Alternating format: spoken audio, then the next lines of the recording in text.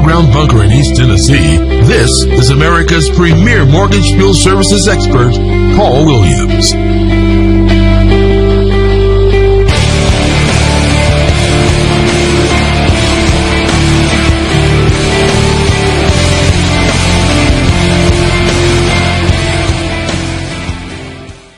So we're having this little podcast, if you will. It's a live call-in deal. We're talking about SEAS. We're talking about the the transition, if you will, of management.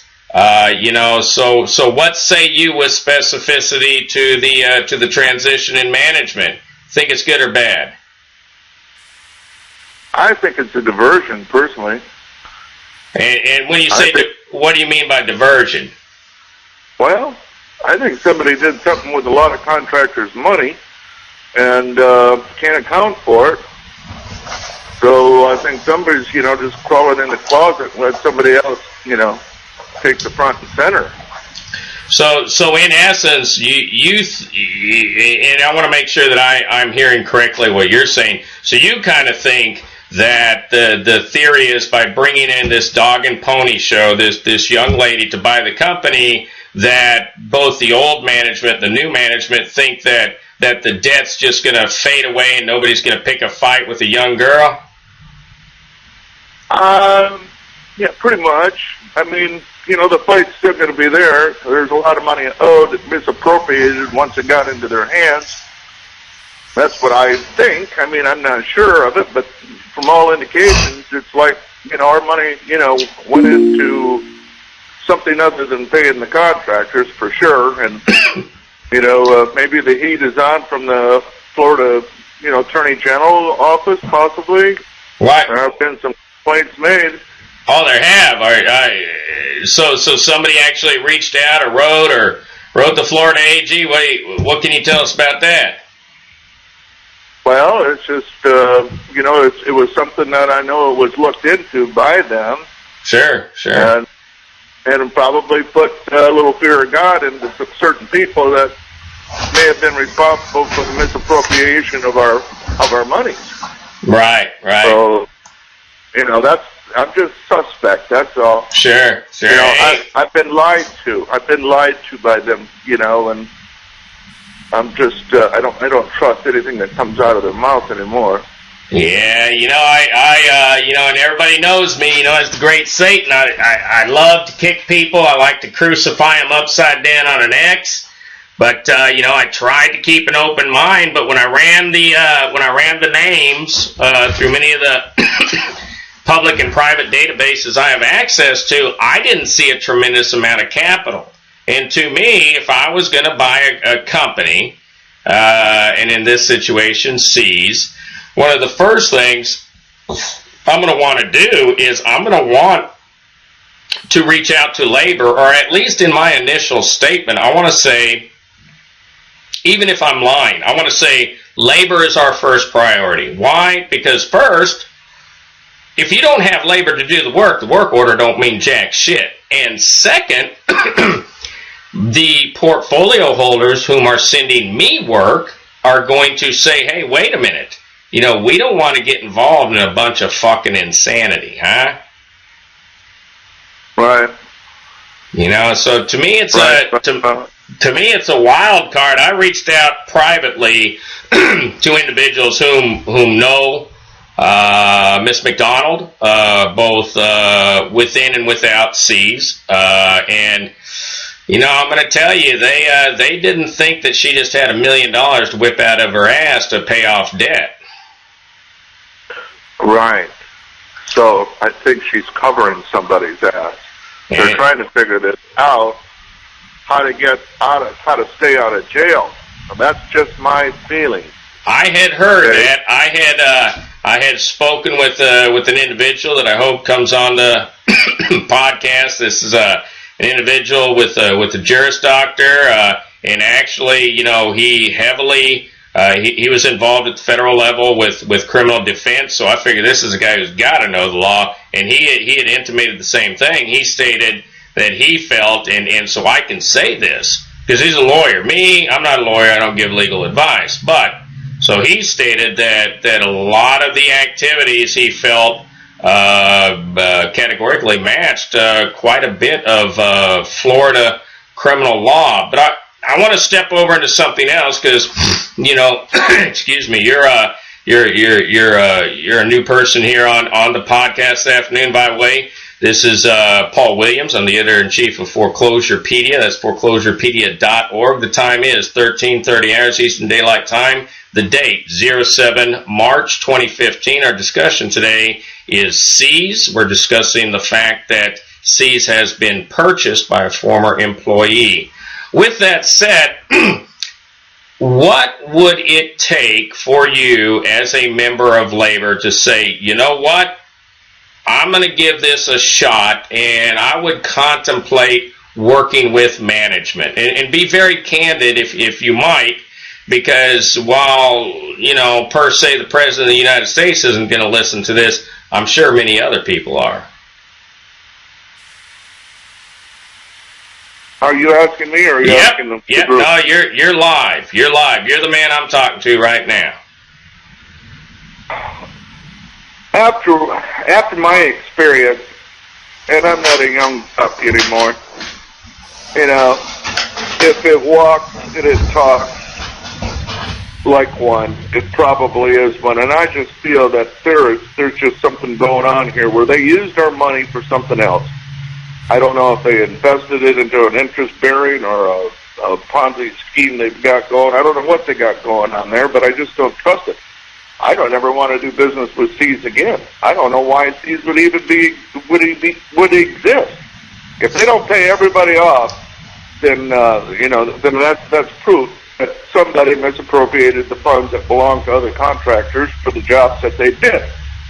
So management misappropriated funds for their own well-being or whatever, and they should pay for it. I don't think that with Brittany taking over it's going to make any difference.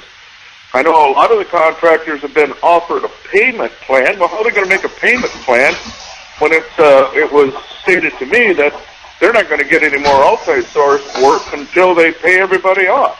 Sure. Either that's true or it's not true. But what are they going to use for the funds to make good on the payment plan if they don't have any work? Sure. So as a member of labor, and what I'm trying to do is I'm trying to feel out, if you will, all sides of the coin. So if let's say in the hypothetical tomorrow or whatever during the weekday, so SEAS puts together its management team, which I'm not even sure they have one, but let's just say they could put together a team, and they sit down at the proverbial round table and they say, on this date, everybody in labor who's owed money, you come in. And I don't know if they still do it this way. Years ago I was in the Navy, and when you got paid on a ship, the Marines actually walked down with footlockers of cash, and you'd sign your check and they handed you cash. So if SEAS came in with the management team and had an orderly, assembly line, paid everybody out in cash and handed everybody, say, a portfolio. Maybe that thing said, I don't know. So if you work for us, we're going to pay you every 14 days. It's going to be direct deposit, da-da-da-da. Is that something you as a member of labor would even contemplate? Or are you just simply so, if you will, been run through the fucking ringer and so gun shy that you would say, I'll show up and get my money and we'll all call it a day? Well, Paul, once I have my money in my pocket and I get a look at the management team, I think until that time, I wouldn't want to play with them. I don't want to get in bed with that group anymore. No, I fully concur with you there. Yeah. So first they got to pay everybody off. They made a lot of people's lives miserable. Sure. People have to pay their bills, and they do a job for somebody, and management steals their money possibly, for their own, fortune, whatever. However, whatever they did with it, it could be up their nose, or they got a new Cadillac in a condo someplace. Who knows where the money went? But anyway, until they make it right, I have a very, very bad feeling about them. Absolutely. And personally, I will pursue the collection of what they have coming to me, and I'll help others too if they need me to. And you know, this is just me thinking out loud, but to me, you know, even as labor, so to me, singular payments would not be indicative of management wanting to move forward in a positive direction. To me, all of labor would have to be made whole. Do you think that's a fair statement? In my heart, that's what it is. They got to not just shut up the people that are screaming at them, but they got to pay everybody. Right. You know, they got to make it right. Right. How are things looking down in Florida right now? I know, for example, I'm way up north here in the ice-pocalypse, but so you guys are surely to God starting to see green grass. Is that fair? Yeah. Yeah, it's busting loose here for us. So we're doing quite well. We're quite busy. Excellent. Let me cut out just a second. I got Richmond, Virginia on the line. Richmond, you out there? I'm here. Hey, how you doing, sir? I want to remind everybody to only use their first name, not their first and last. But you know, we have several people on the line. We've been talking about the policy, the management change of SEAS, its actual repurchase. Were you a former contractor with SEAS? Yes, I was. And so to kick it off with you there in Richmond, Virginia, what is your opinion with specificity to only the purchase and sale of SEAS, you know, currently right now? Well, to be honest with you, I'm not impressed by the fact that the alleged current owner of SEAS is Robert Kaplik's ex-wife. Ah, now we bring something to the table here. As I'd been opining earlier, I was hard pressed to find any long documentable string of capital underneath Miss McDonald's belt. Perhaps, though, that my access to databases on the left side of the Potomac simply didn't have access, but I doubt that. Let me ask you the same question, and I want to excuse me. I want to welcome Sarasota on into the call, and we'll speak with you in a minute. And I want to remind you, if you use your name, only use your first name only, not your last name. Back to you, Richmond, Virginia, with specificity to the fact that if management called a day, a weekday, and they brought in their management team, and they brought in the footlockers of cash, and put an assembly line and paid everybody off, and had a plan. I don't know where they get the plan, maybe a magic ball or something, and they said, so we're going to pay everybody in 14 or 28 days going forward. Would you simply collect your cash, or if you saw something that was viable, would you participate in that? Well, I think the big issue now is I haven't talked to anyone at SEAS in a few days, but I do know some people who spoke to people at SEAS as recently as yesterday, and they said the individual they're still dealing with is Robert Kaplik. I think that in order for and let me back up a little Sure. for a second and say that what SEAS has now is a huge credibility problem. Exactly. There might be a few naive people who think that SEAS really didn't get paid by AlphaSource, and I think the people who have been in the business a long time and took the time to do a little research on what SEAS's real issues know that SEAS has been lying to us for probably about 4 or 5 months about what exactly their issues have been. And, you know, I would have a lot more sympathy for current management. Now, let's forget for a sec that there's been a recent change in ownership, because as far as I know, management itself on a day-to-day basis hasn't changed. But, you know, if they had simply said, hey, you know, we got screwed by Homestar and Mark Allen left the company and faked the bank accounts on his way out, and Kaplik was paying himself bonuses when he shouldn't, we weren't making money, and we're going to amend our ways, then I would have some sympathy for them. But the fact of the matter is, so if I can interrupt here a moment, Richmond, Virginia. So what you're saying is that it's not simply just pay me and pay all of labor and pay all of us in one time. It's not just simply to come forward with some type of plausible or viable management strategy to you. The credibility, the ability to feel comfortable lies specifically with having the same old guard at play within management. Is that a fair statement? Exactly. They've got the same management there that held the reins while all this was going on, and the same management directed the underlings to lie to us about what their exact situation was. Unless they basically clean house and bring in new management, I don't see how they have any credibility. No, unless there was just a remarkable change, I wouldn't work for them again. I think 6 months from now, we'd be right back where we are. Right. Gainesville, Florida, do you somewhat concur with that? Yes, I do. Excellent. Yep, it is. Yep, it's a credibility issue, and I don't know who's going to do any work for them that knows the previous problems in the line that we went through, unless there's just a whole bunch of people knocking on their door, for some work. Right. A bunch of newbies. They're going to have to rely on newbies because anybody that's professional in the business, has already got a smell of them. Right. Knock, knock. Yeah, we're going to have you sit as an observer there, Carson City. So on both of those points, is there anything that either Richmond, Virginia, or Gainesville would say that are absolute game changers? If tomorrow morning, and I'll first defer to Gainesville, if tomorrow morning something could happen, if the magical strategy that would change everything was ponied forward, you in Gainesville, Florida, what would that be, and how would it take place, and what's the timeline?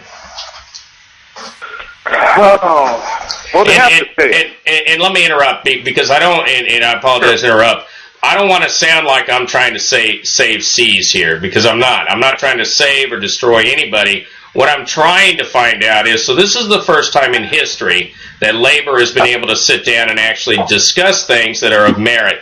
And management, whether it's SEAS and others, will actually be able for the first time in history to find out, okay, this is what has to happen for labor and management to work together. So Gainesville, Florida, you're up.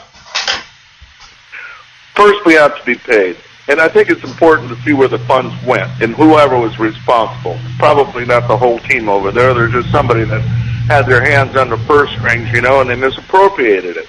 They need to go. And like Richmond said, he hasn't seen any change in management. They need some new faces in there, and they need some backing. They need to have something, to rest assured that if they don't get paid by their client, we still get paid. I mean, we're working through them. They're responsible for our pay. And I know all the contract says you'll get paid when we get paid. I don't think that holds any weight at all, according to the law. If we do a job for you, we expect paid at some point. If your client doesn't pay you, you still owe it. Well, is it fair to say, and I want to actually give Altisource some credit here. Altisource now I've been dealing with them for about 2 years, and it's been a love-hate relationship. But Altisource actually introduced a system of what I like to call checks and balances. I love checks and balances because to me it's representative of the democracy that we live in. And Altisource says, so every month you have to document, so we paid you X, Y, and Z on checks 1, 2, 3, 4, and 5, or ACH, whatever it might be, and you have to show us X, Y, and Z, 1, 2, 3, 4, 5, what you paid out.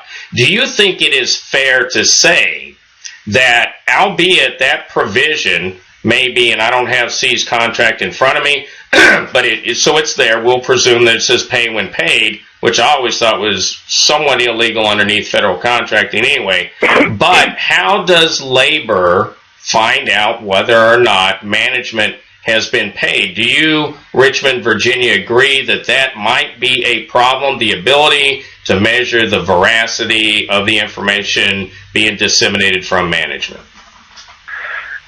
Yes, and I mean, I mean, SEAS has an undeniable history of systematically lying to us over a course of months. I mean, I could see maybe there's a oops. I think this was somewhere around late October, where maybe there was a delay in a payment. I highly doubt it at this point. But, you know, when 2 weeks goes by and it's the same story, and we get into as recently as February, I'm being told that all these payment issues still go back to October when we didn't get paid.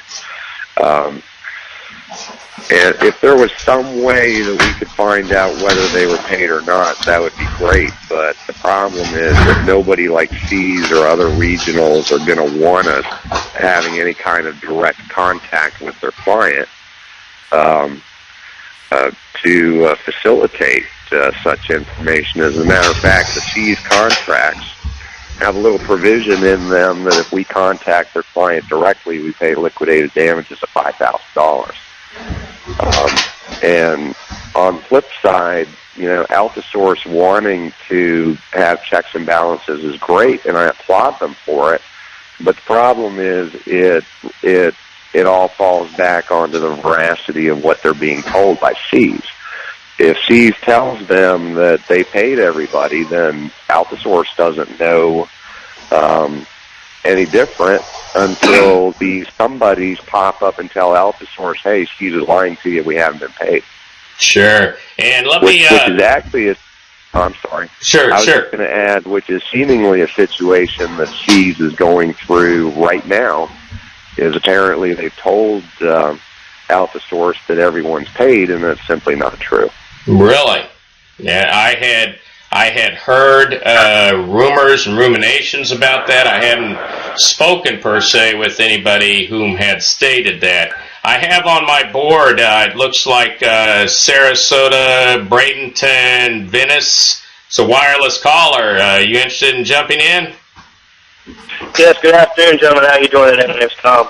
Hi, Tom, man. Welcome aboard. The discussion today is about SEAS, the change in management. What say you with specificity first on simply the change in management, good or bad? I think it's a revolving door.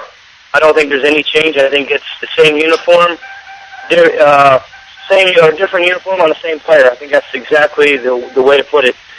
And the reason why is because when SEAS approached the table that they were back in business and that they were going to smooth the process over and get people paid, it was the same contractual thing that they had said before. No liens on property, we pay. And then we talk with labor, and then when you sit down and you try to discuss the prices, how it's not working, there's no talking, we don't want. But here's my input on this whole situation. I listen to a lot of gentlemen that have probably been in this business longer than I've been born. The situation is they're preying on the new blood that come in this. And the reason why I say is I just sat down with two gentlemen today that we brought them aboard, and they had mentioned their name, SEAS. Now, listen, I'm not bashing anybody, but when somebody sits down at the table and they refuse to talk about prices and they refuse and they say, it is what it is, if you don't like it, go somewhere else, then they're not willing to come to the table and talk, and I think this is just a front. But giving you an example, there's two gentlemen that just started in the business fresh off the block, and they're doing onesie and twosies. Now, I'm listening to these guys that haven't been paid, but yet they're paying these guys. So if you take it on a reflective part, they're getting these small work orders in that these other companies can't handle. They're paying the small guys, but not paying the big guys. So what's going to happen is they don't pay the big guys. The small guys step up to the plate. Now you've got a vented circle, basically. It's a vacuum to where you open the front door, everybody leaves through the front door and comes right back through the back door. It's a revolving door process. The pay and to sit down and say, I talked to Kim Fatika. I had the privilege of talking to him for about a brief week until he made a hiatus somewhere else. That gives you an idea.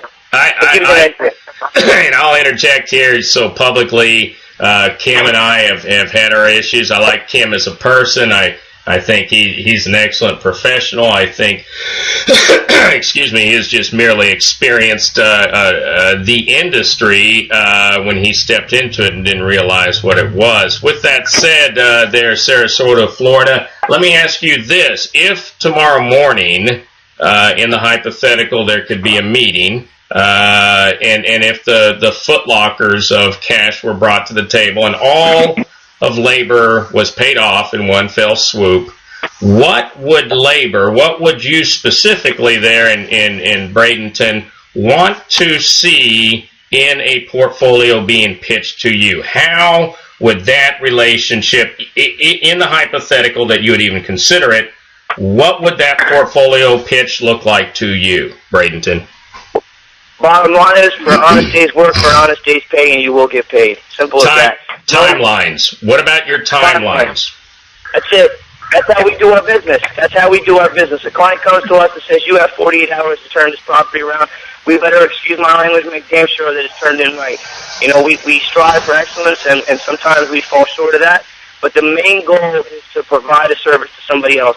If they're not providing a service and they're a middleman, they need to be pushed aside by a portfolio holder that's giving them work to realize that these people are not legitimate businesses. And there's many of these companies around. It's not just in our area, they don't have the volume. They don't have the volume to keep people in their back pocket. So when I speak of timelines, what I'm talking about, so to me, pay when paid is not a legitimate situation because it does two things. First of all, and it's my humble opinion, I'm not a lawyer nor am I giving legal advice. However, the pay when paid strategy is illegal by federal definition.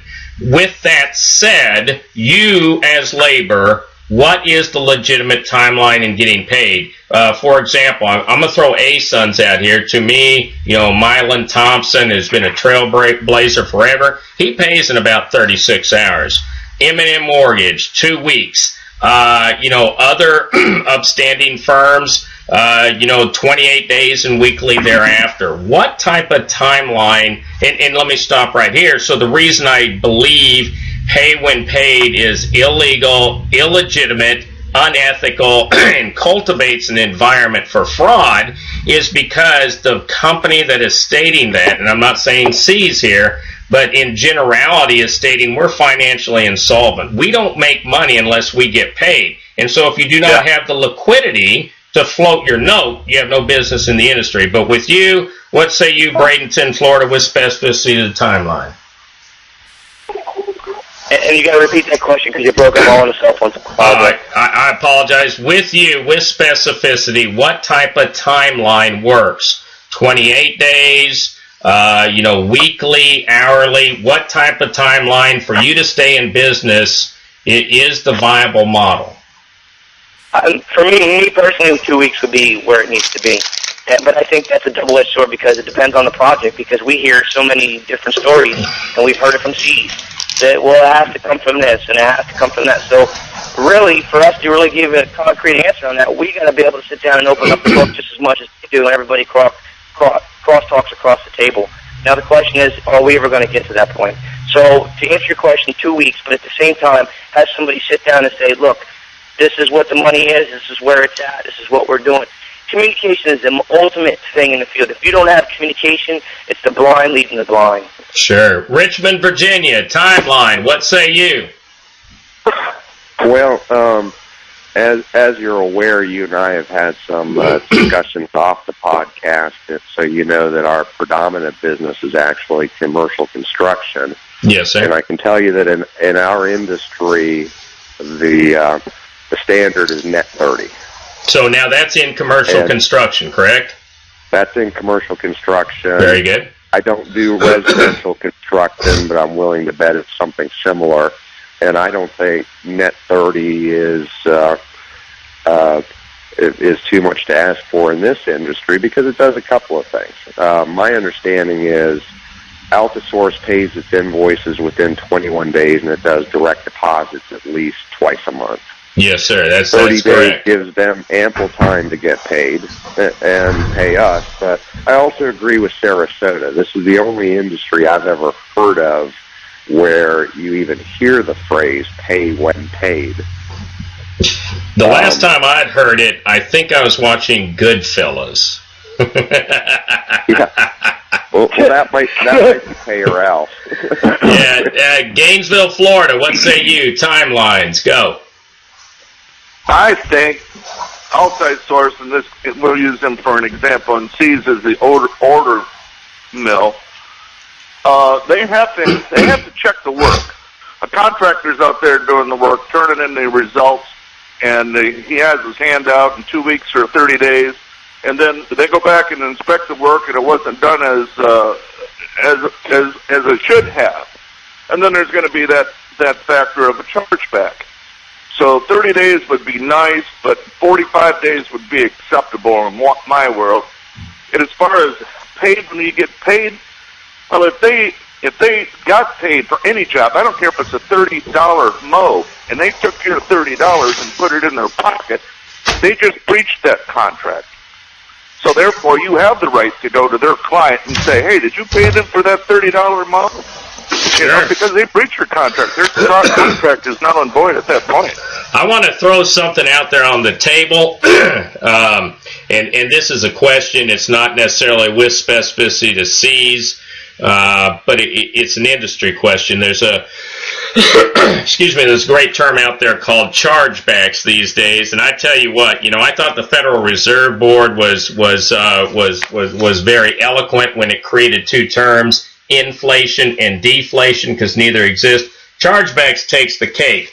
I want to ask Richmond, Virginia first. What is the generally acceptable guarantee on a new commercial building, or you build a house? My understanding has always been that, so it's a year and a day, but there's a finite amount of time.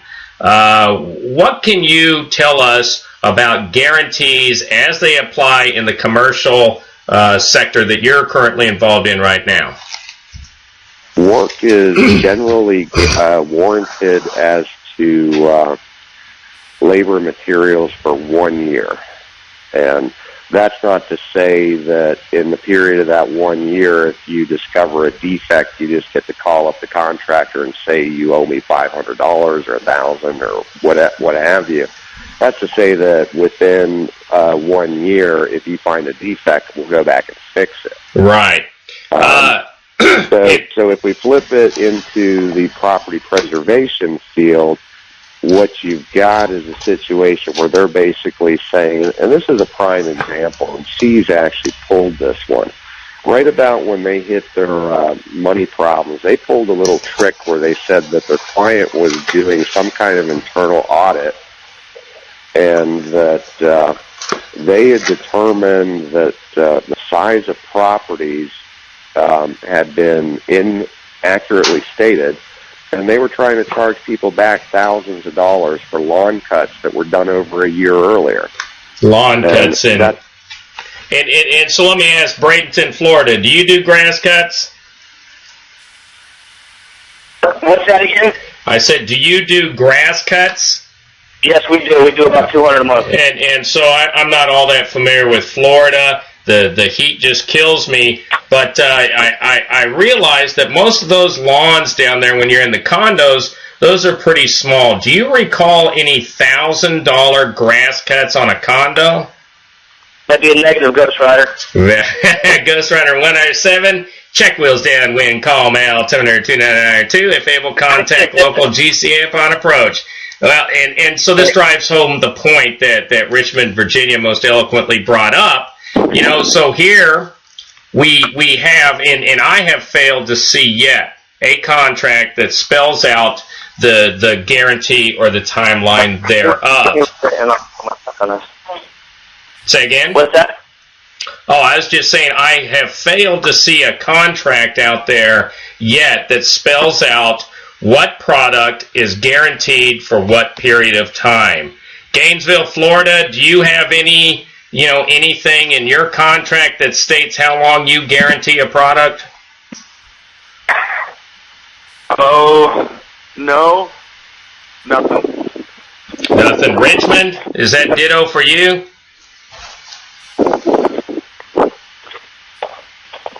We're losing connection. Richmond, Yeah, well, Virginia. listen, I can't hardly hear you. Oh, okay. What? Can you guys hear me now? Cutting out a little bit. Okay, it's probably the connection. I'm up here in the ice-pocalypse. Probably what we will do is we will probably wind this down for a moment. I'm going to ask that, and first of all, I want to thank everybody for actually tuning in. Can you guys hear me as I talk now? A little bit. Oh, yeah. Okay, so Richmond, can you hear me? Loud and clear. Okay, so it may be the connection down in Bradenton. I want to make sure before you drop out, I want to thank everybody for actually coming on today. I think this is monumental because we've demonstrated that labor can actually meet together and to discuss issues, to present solutions to problems, and, we can do it sanely. So we're not bug-eyed, deliverance Burt Reynolds guys out telling management to squeal like a pig, even though we'd like to. But, so what I'm going to do is, Bradenton, Florida, I appreciate you tuning in today. Reach out directly to me. Anything I can ever do to help you, I'm going to do. Get my email from the website, and I'll reply to you back from my regular website. And I'm going to bring some of this down to the close. But Bradenton, man, our best goes out to you and your family, and please keep me in the loop about the SEAS. Hey, Paul. All right, very good. Paul, can you hear me? This is Richard. Yeah, go ahead. Hey, Paul, I just wanted to say a couple things to you. In my experience, you said a woman was taking over the leadership or the running of this company, and I only know of one woman who can create money out of really nothing. Okay. Is that Janet Yellen? Janet Yellen. There you go. Let me before you go much further, what I want to do is this as well. So I have Carson City, Nevada on the line. I have Richmond, Virginia on the line, and Gainesville, and then along with Palm Bay. So we have 3 members of media and 2 members of labor on the line. What I would like to do is now roll this out into what I call more like the media roundtable. So both Richmond and Gainesville are more than welcome to stay on, or you can drop off if you want. But we're going to roll out now more, and so it's going to be, the journalists, if you will, fucking chewing the fat and shit. So if you guys want to stay on, be more than welcome. Richard, is it okay to announce who you are? Sure. Yeah, that's no problem. So, ladies and gentlemen, let me introduce Richard Law. Richard Law is one of the longest-lasting, the stalwarts of the industry, the owner and founder, of SOFI, Society of Field Inspectors. He's had a tremendous influence in this industry from start to finish, and then restarting again, because that's how the industry has been, a big, huge ebb and flow. And so, Richard, if you may, I want you to introduce yourself, talk to us a little bit about who you are, and then we'll introduce the other gentleman. Okay, well, good. Well, I'm down here like some of the others of you. I'm down here in the land of paradise in Florida. And in my experience is I've been doing inspections and property preservation since about 1992. And most of the property preservation I did was up in North Virginia, up in Fairfax area. But, when I look at this whole situation, I'm kind of looking at the odds. What are the odds? Okay, what are some of the red flags?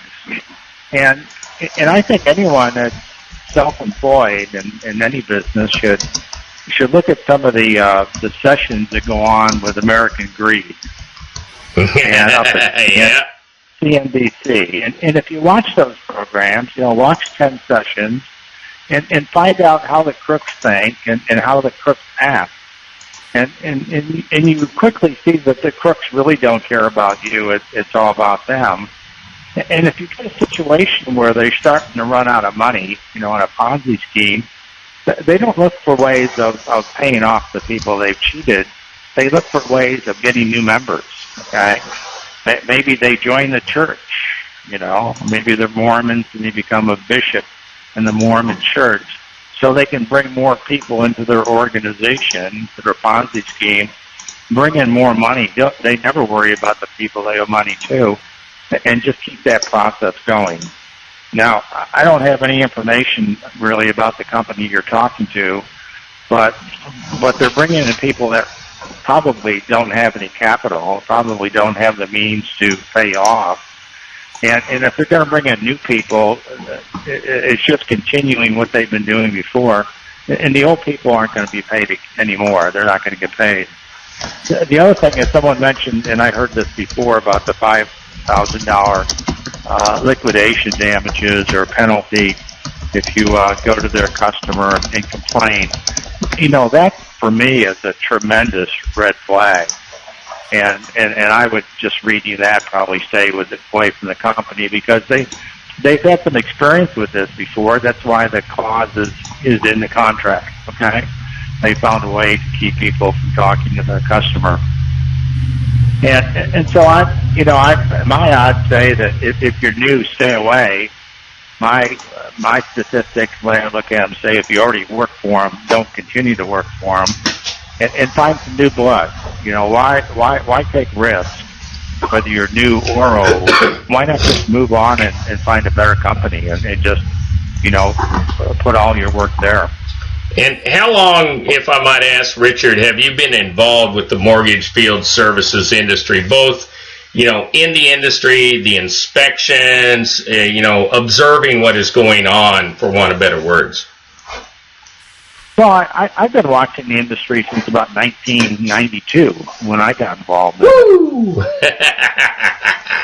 And like I said, I did all the property preservation. I know all the games that companies play, and so when you know the games, you can avoid the companies that play the games.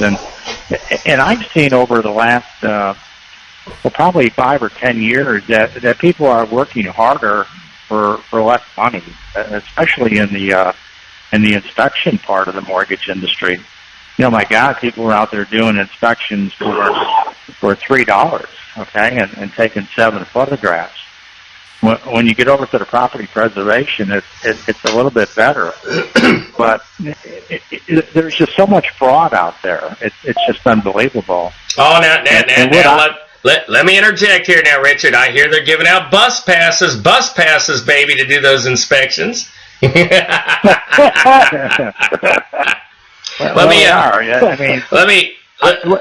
I did is I've separated my business, okay? And I did that many years ago. I have 2 blogs. I have the SophieBlog.com, and I have MortgageHorror.com. And I did that for the reason is if I started talking about all the problems in the mortgage segment, which is 99% of all the fraud in the industry, that I was it's impacting my Sophie blog. Okay, so I separated them. So now I got one blog where I can talk about all the good stuff, and I got another blog where I can talk about all the bad stuff. Okay? Sure.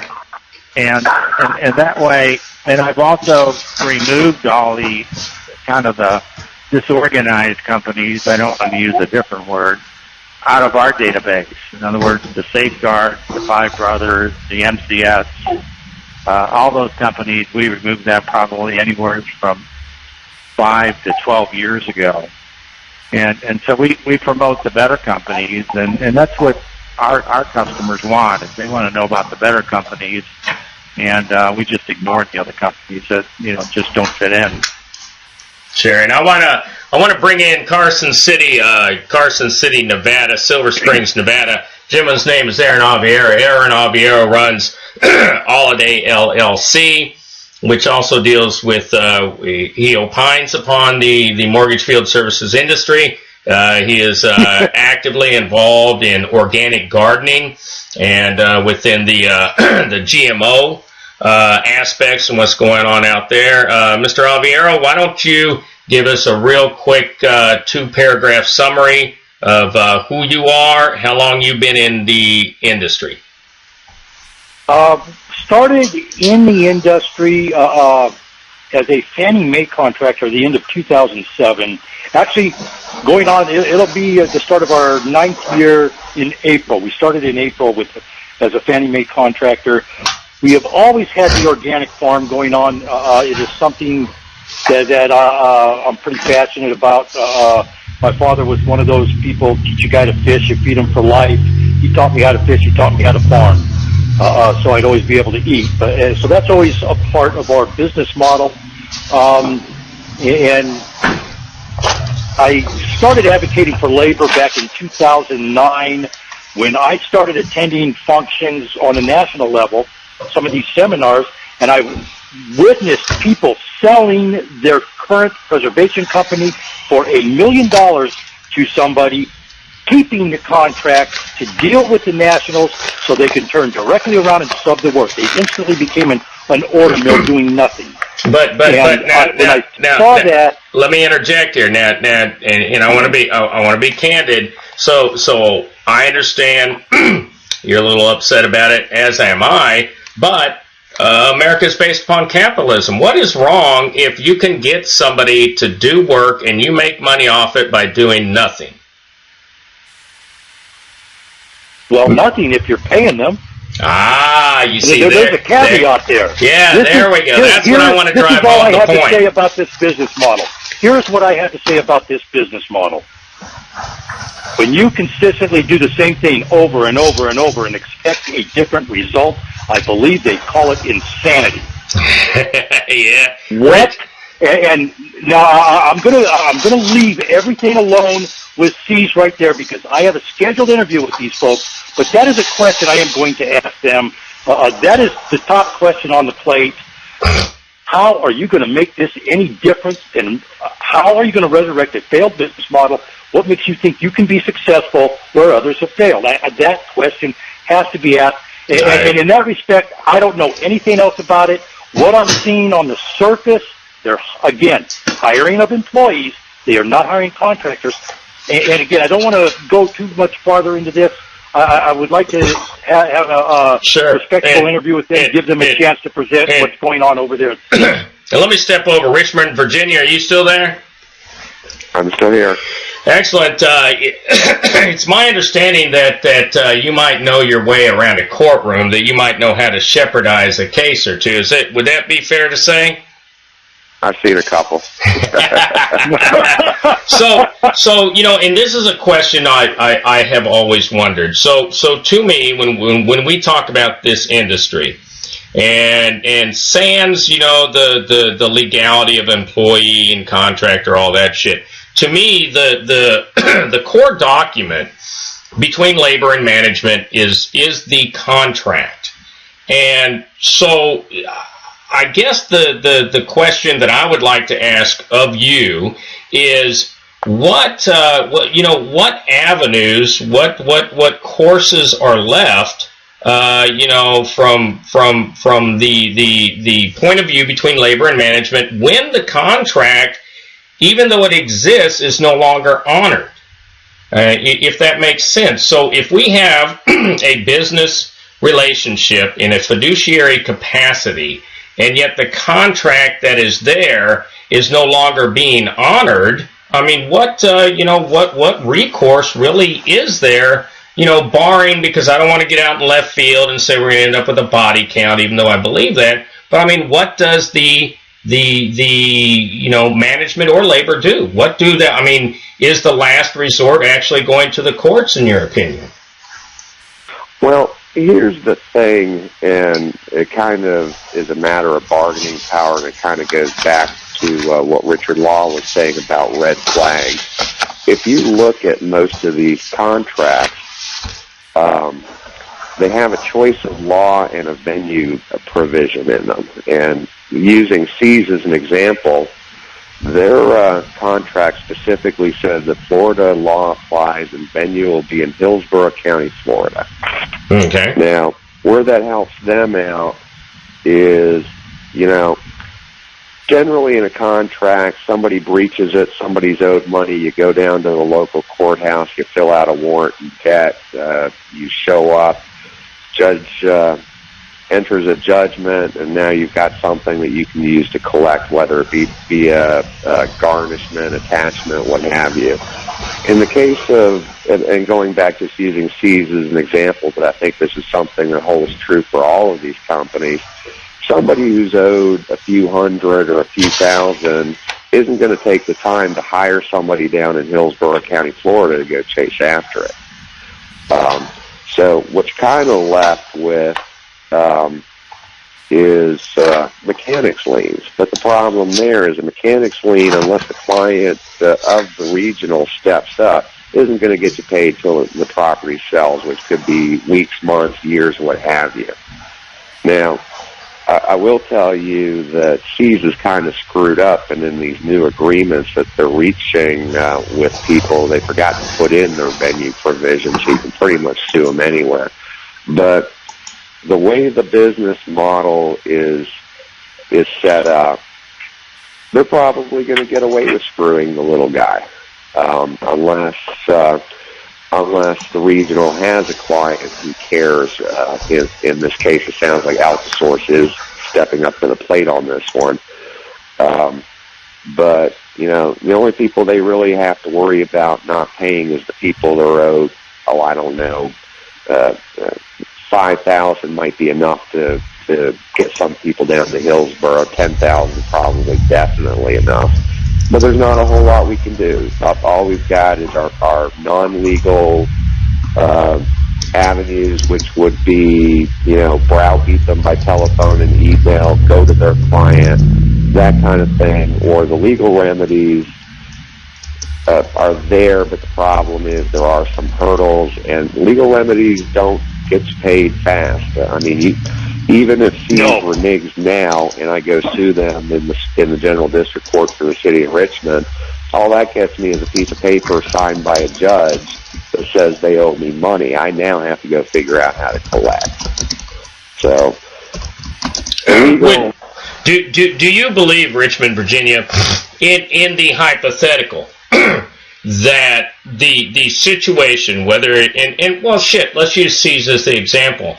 Do you believe, in your opinion, that there is what we might call a class? And what I mean by that is, do you believe that labor, in totality, with specificity to the fact that it has not been paid upon an identical contract, that this issue has arisen by and through the use of electronic means, crossing state lines, and in my opinion, in the furtherance of an artifice or a scheme?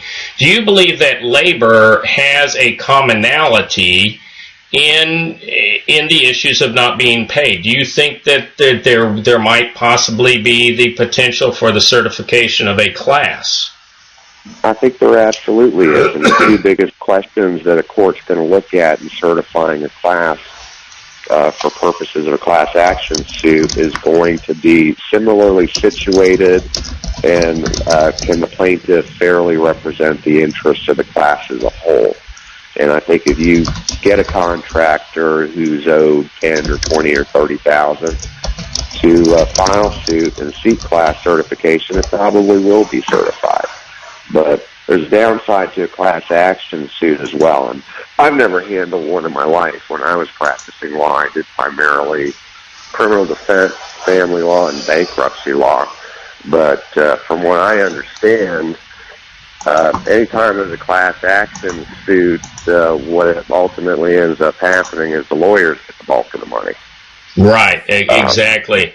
But if the question boils down to, could a contractor who's willing to spearhead this hire an attorney, go in and get class certification? I think absolutely, yes, they could. And in the hypothetical, once again, it's hypothetical, simply because so we have at least a good portion of labor, whether it's with SEAS or whomever.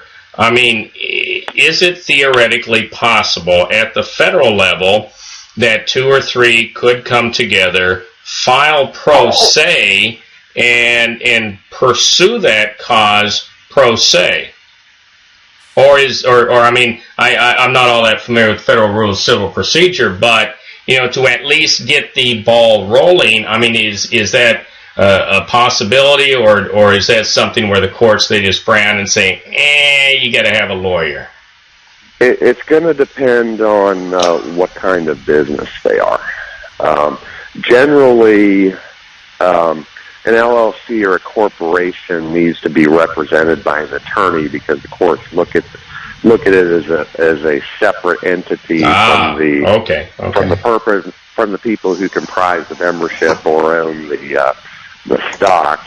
Now, could a sole proprietor or a partner in a partnership do that? Absolutely.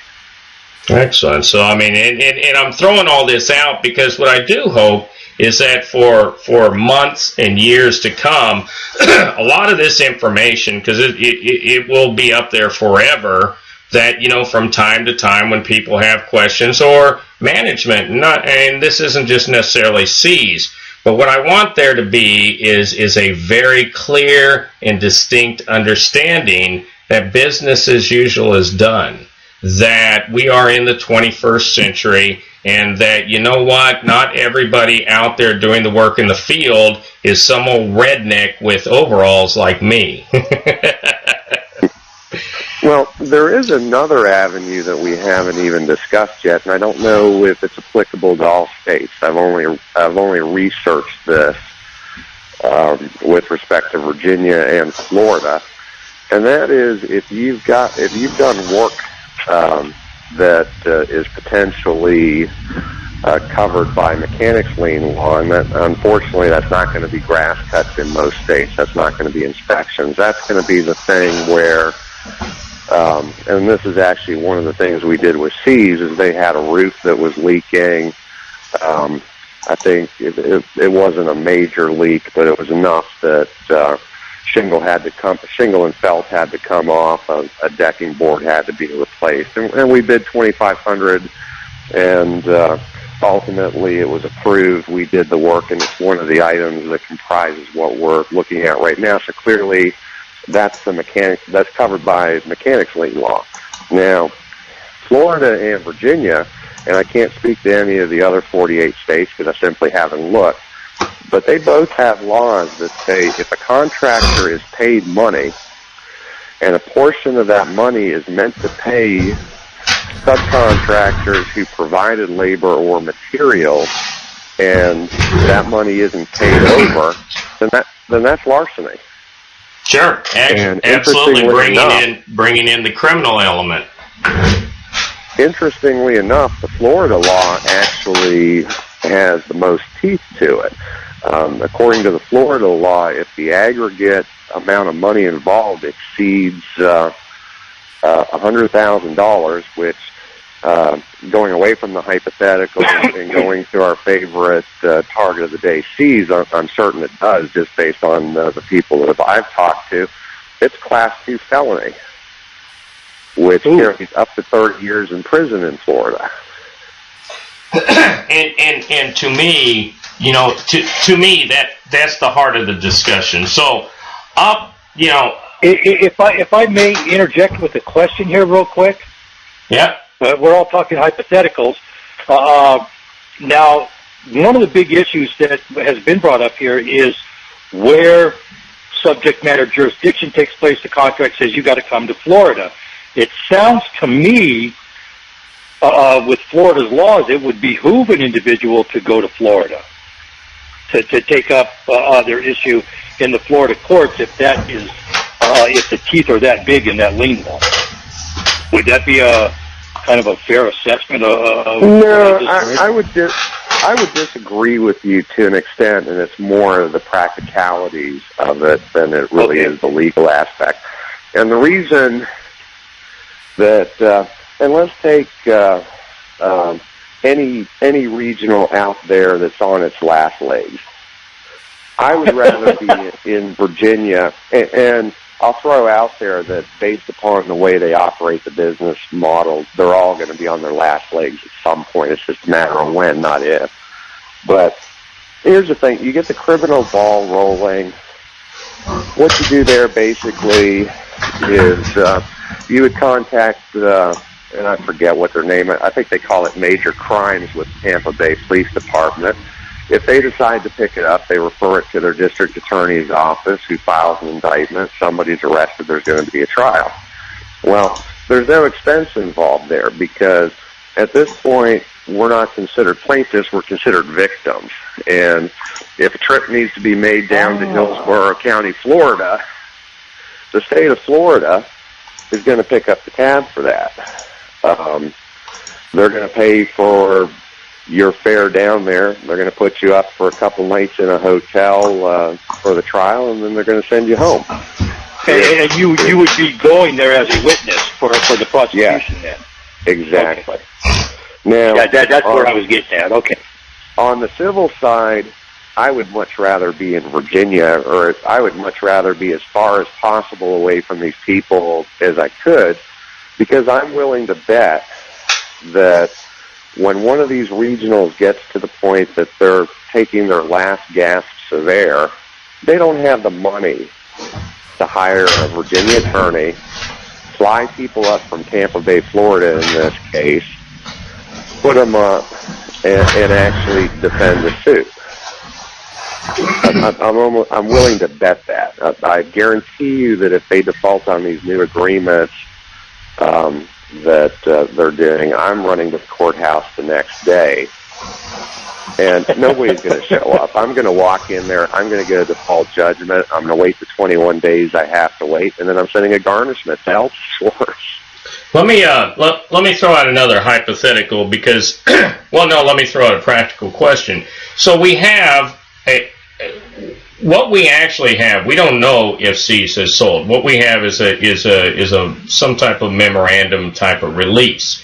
But rolling with the theory that SEAS really has been purchased by Brittany McDonald, and whether or not she has silent partners where the money came from, all that aside, I believe that there is, and so should litigation and or should criminal charges come forward if, and I put a big if here, because perhaps come the new work week, SEAS sits down publicly, whether it's a forum like myself, Richard Law, Aaron Albiero, whomever, in the same way you make a legal notice, states, okay, anybody who has claims, get a hold of us.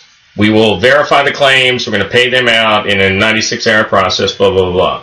Barring that happening, now, if litigation and if criminal charges were to proceed forward, there's a term that I vaguely remember when I watched Law and Order, or however I learned the law. I think it's L.A. law, how I learned it. But anyway, respondeat superior.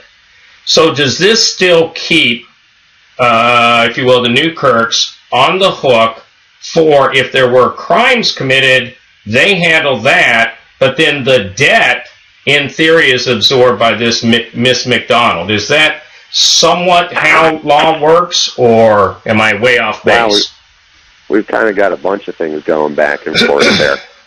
First of all, respondeat superior is actually a civil law concept, so it really doesn't help us in the criminal arena. Okay. But what it does is, in the criminal arena, we've got a couple of concepts. One's called a conspiracy.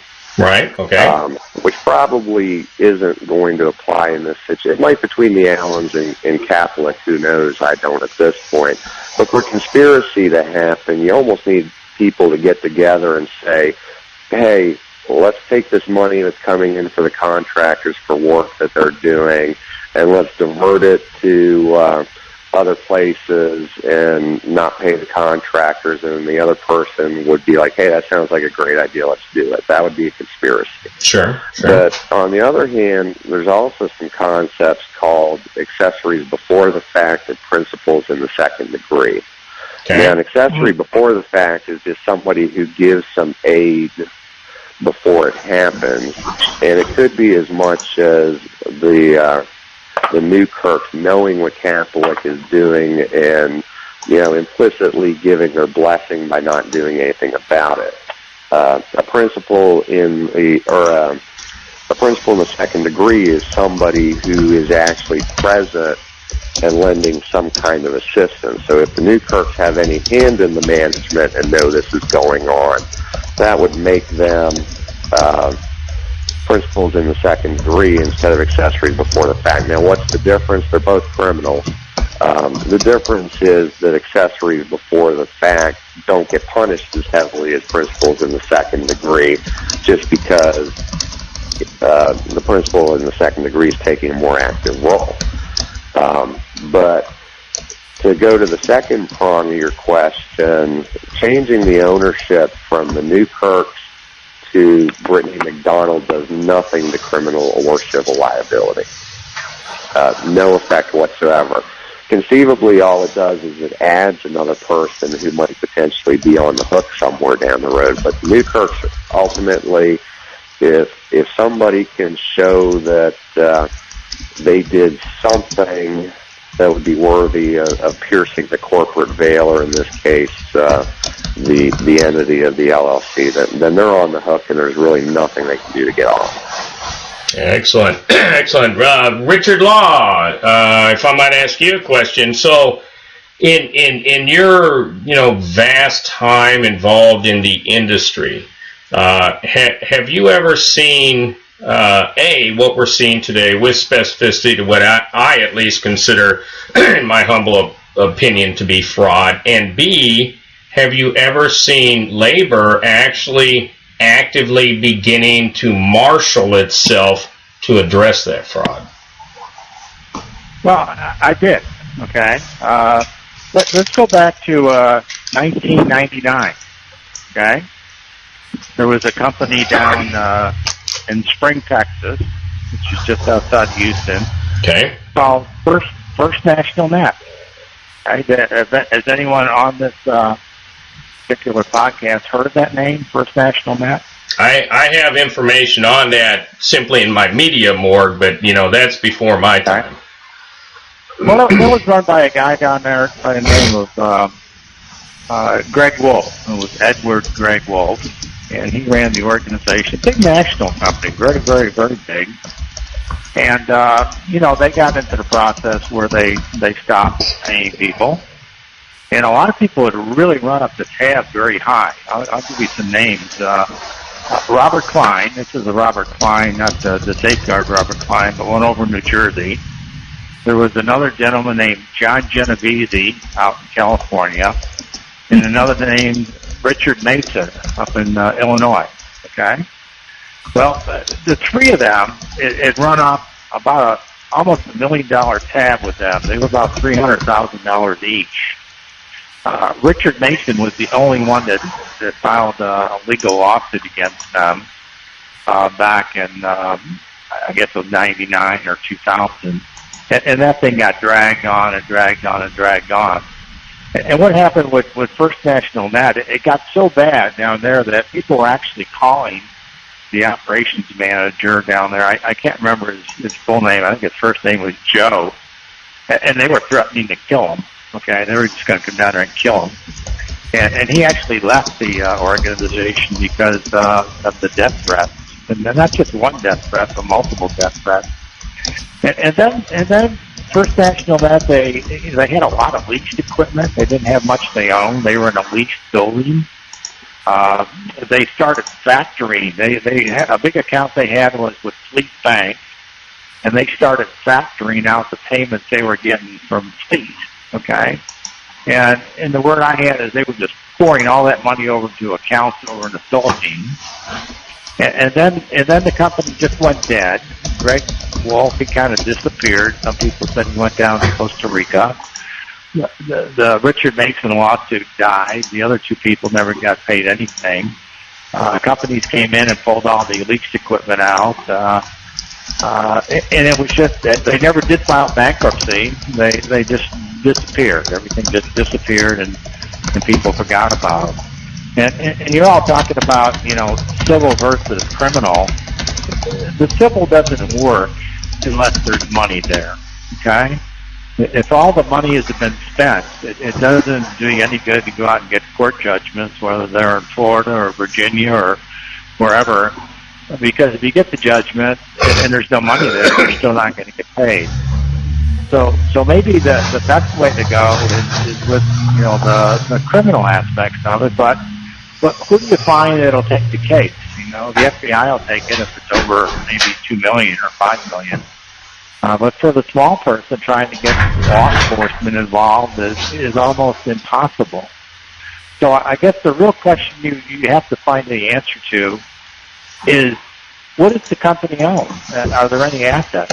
Okay, maybe it's just a couple of computers that are leased. Okay, and some office furniture that's leased, and there's nothing there for you. Okay, so if you determine there's no money, you have to go for it with the criminal case. And with the criminal case, you're going to find it really difficult to find anyone that's going to take up that action for you, whether it be an attorney general or local police or crime investigation groups. It gets very difficult. And so, I mean, this is something I shouldn't be telling you now, but the best way to avoid getting in trouble is just kind of listen to other people and what they say. If someone else is having problems, you're going to have problems. My guess is there's no money with this company.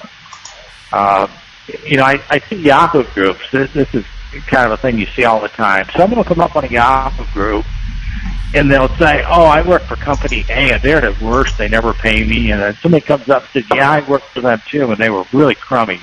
Don't get involved with them." And this will usually go on for 4 or 5 days at the Yahoo group, where everybody comes up and bashes the group. Okay, and then on the 6th day, someone will come up there and put a blog post up there or Yahoo post and say, "Does anyone have the phone number for company A?" And then a couple of days later, somebody else will ask the same question. So people aren't learning even from what they read. So really in today's world, I mean, it's true. In today's world, you just got to see the red flags, and you got to listen to other people, and you got to avoid these companies. You know, avoid these is the best way. And if they don't have any money, you're out of luck. You have to go the criminal way, and even then, you're probably out of luck. When I look at yourself, Aaron, and myself, and back in the day, you know, even Terry Platt, and you know, granted, we're not the New York Times, all right? So we're not movers and shakers, but within this industry, we are the Bible.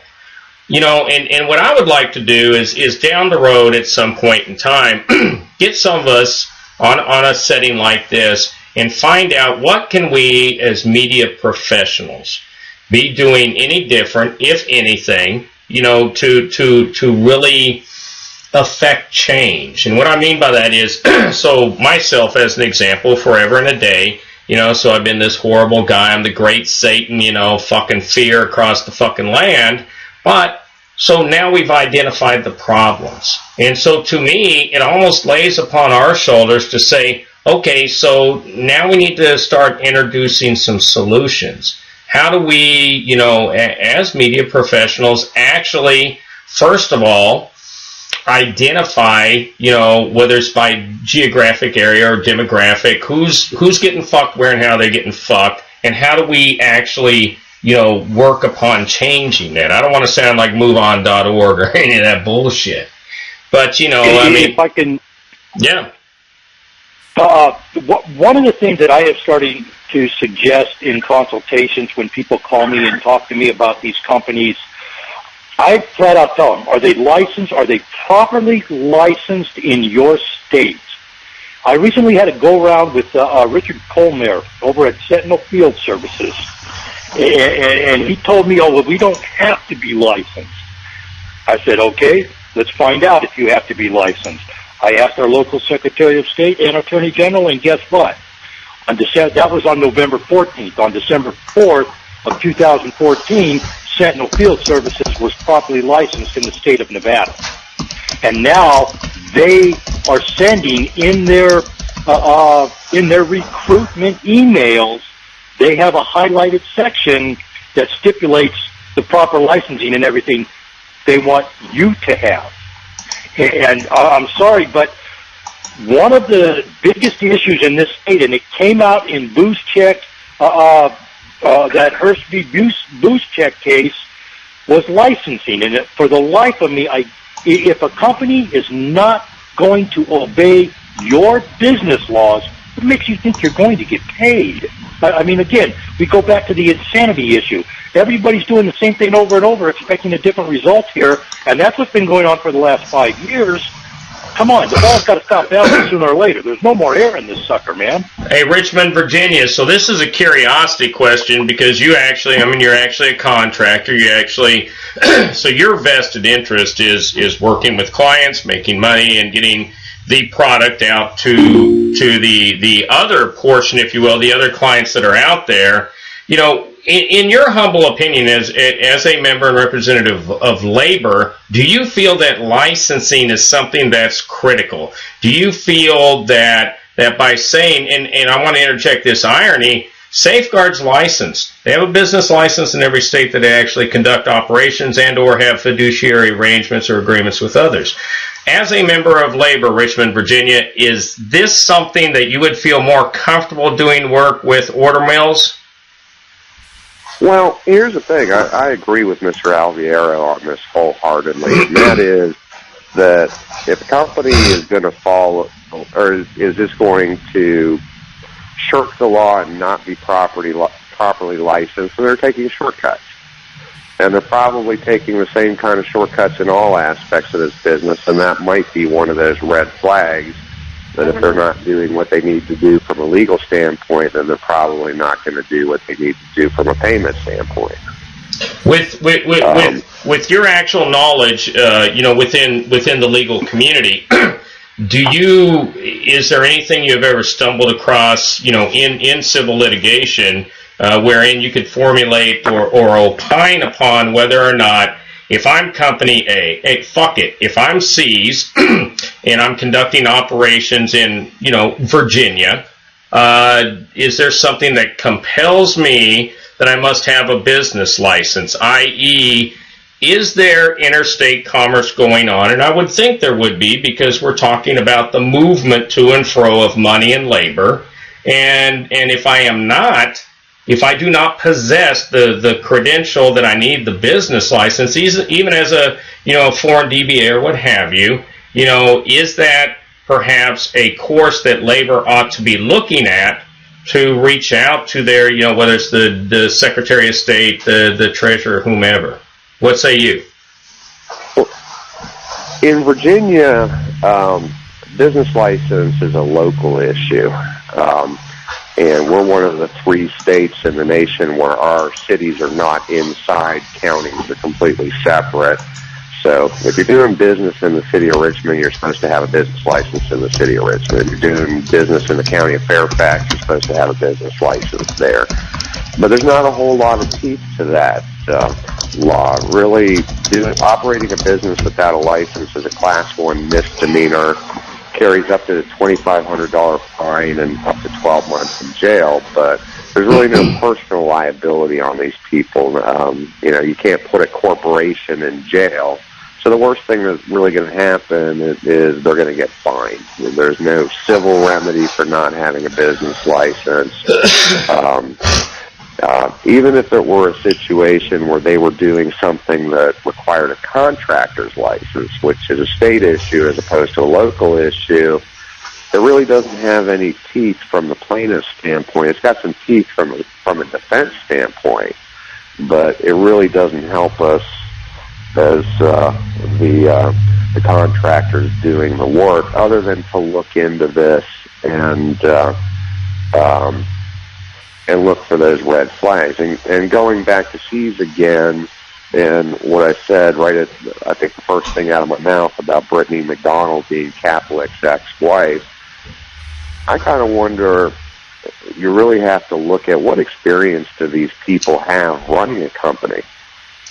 And I can tell you, Caplic has no history that I can find of running anything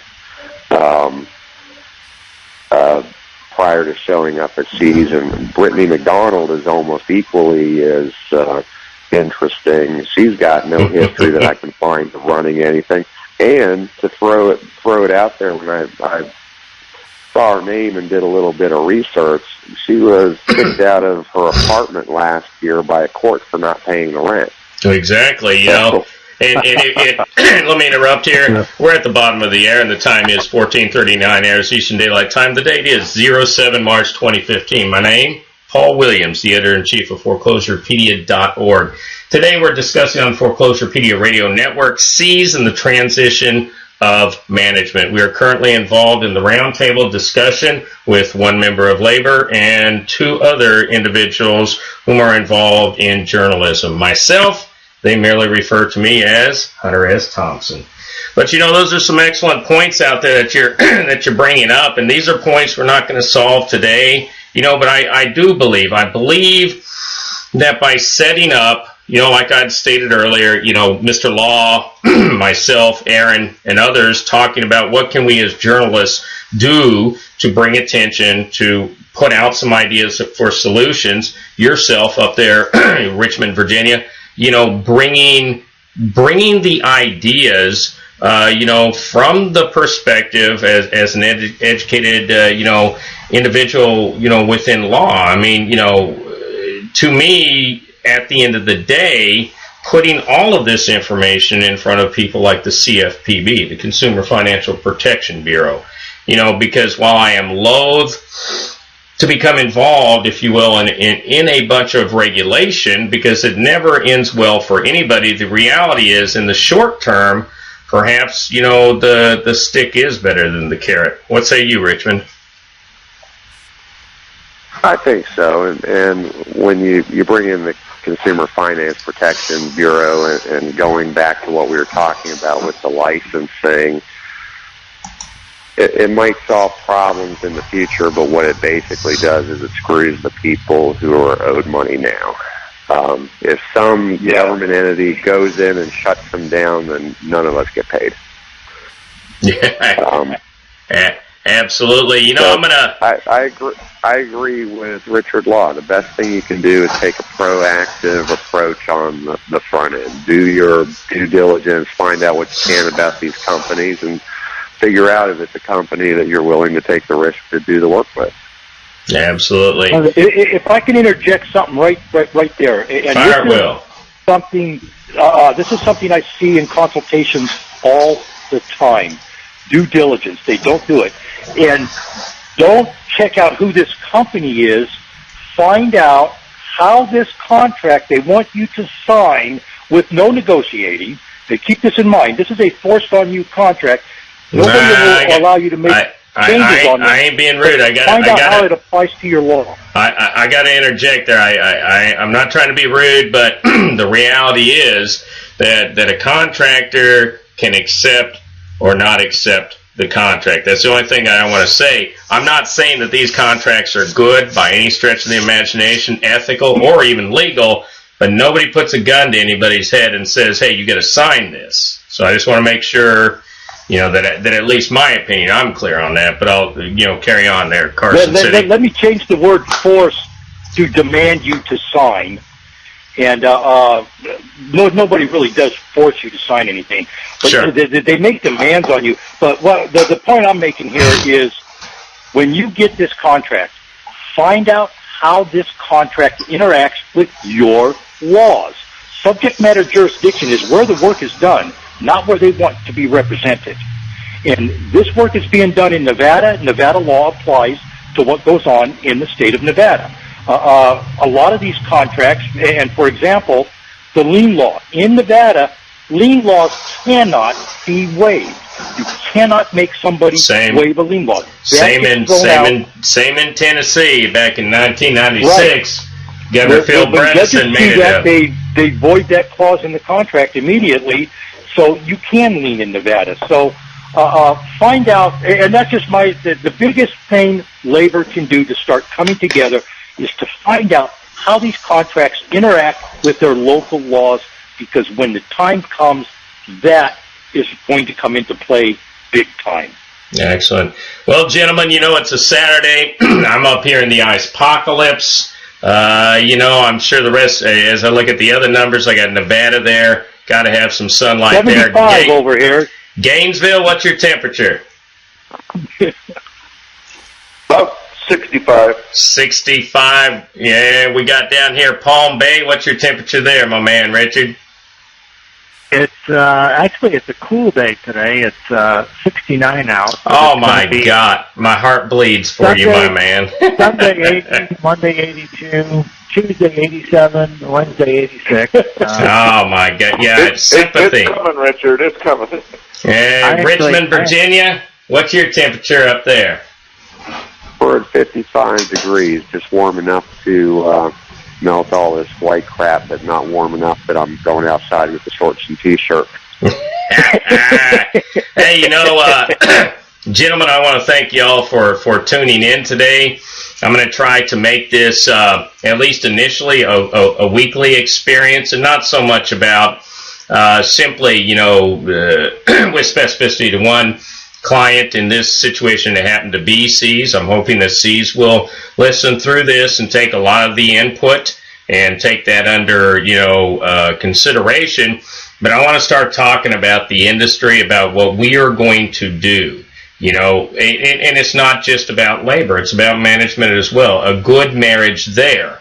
And albeit I always will be a friend of labor, the reality is that we have to find that healthy medium, that round table that we can actually reach across. Many may or may not be aware that the Florida FAST conference, that's Brett Douglas down there with Team Ironclad, is putting that on in April. I think Aaron may have published something over on Holiday LLC on that. Yes, I will try to get something up as well. So Florida, as I have always stated, is going to be ground zero. But I will state this, and I continue to reaffirm it each and every chance that I get. The Eastern Seaboard is going to come under the command and control of labor, regardless, by any means necessary. When we have command and control of the Eastern Seaboard, and not just through the contractors, I'm talking about the processors, the people who actually move that paperwork around to and fro, because there's the reality. When you control 2/3 of the wheel is yours. I don't want to say that I don't want to be disparaging to management, but the reality is that without the people who shuffle the paper and without the people who cut the grass, management is immaterial. But I'd like to thank y'all. This will be out streaming in about 45 minutes, maybe an hour, be on all the usual social media strata. And I'm sure the drive-by social media pundits, as usual, will attempt to castrate myself, and you guys will simply be the minarets that are hanging around being castrated as well. But regardless, thank you for talking. So there you have it, ladies and gentlemen. As usual, you may reach me on Google Plus at D. Paul Williams, LinkedIn, Paul Williams, and the LinkedIn group Property Preservation Consortium, Twitter, Foreclosurepedia. We stream all our podcasts on iTunes, Foreclosurepedia. We have our screencasts over on YouTube, the Foreclosurepedia channel, and always at foreclosurepedia.org. We'd like to give a special shout out to Amazon.com, whom provides our S3 podcast and video storage, and Cloudflare for hosting Foreclosurepedia in 24 different geo-positioned servers, pro bono as well. If you have any questions, comments, concerns, feel free to give me a shout out, COO at foreclosurepedia.org. So there you have it, ladies and gentlemen. As usual, you may reach me on Google Plus at D. Paul Williams, LinkedIn, Paul Williams, and the LinkedIn group Property Preservation Consortium, Twitter, Foreclosurepedia. We stream all our podcasts on iTunes, Foreclosurepedia. We have our screencasts over on YouTube, the Foreclosurepedia channel, and always at foreclosurepedia.org. We'd like to give a special shout out to Amazon.com, whom provides our S3 podcast and video storage, and Cloudflare for hosting Foreclosurepedia in 24 different geo-positioned servers, pro bono as well. If you have any questions, comments, concerns, feel free to give me a shout out. COO@foreclosurepedia.org.